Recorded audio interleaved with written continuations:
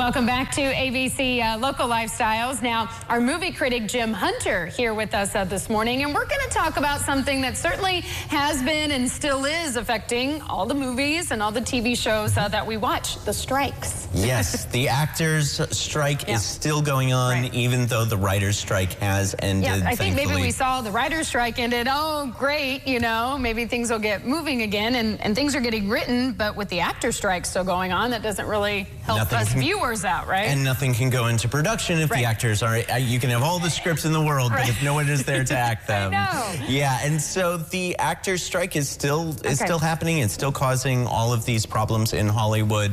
And right now, the talks have stalled as of a couple weeks ago, but they will be getting back to the table later today. What caused them to stall this time? So the main issue, one of the main issues has been AI, but also residuals for streaming. That is the ability to get paid even after the production has been produced. And the writers had a success-based model for residuals, where more views equals more money coming to the writers. Okay, makes sense. The actors are proposing something along the lines of a revenue-sharing model, where streamers like Netflix would have a per subscriber number that goes toward the actors rather than something that is based upon viewership.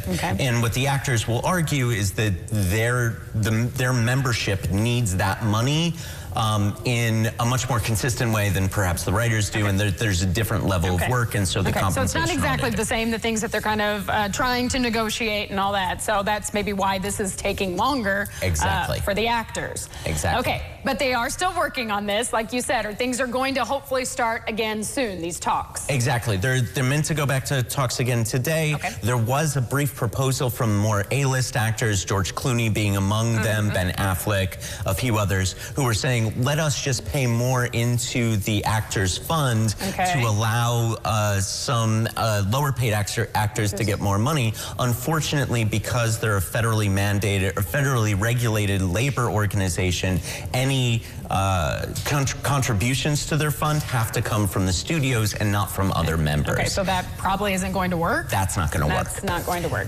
However, getting back to the table is a good thing. The more these two groups, the AMPTP, which is the group that's representing the studios, and the SAG-AFTRA negotiators, led by Fran Drescher, who's the president of SAG-AFTRA right now, the more they're in the room, even if they're just yelling at each other, that's better. That's okay, you think? Okay. Exactly. That's better than nothing. Better than nothing, exactly. And if they don't get something soon, though, Hollywood basically shuts down in December.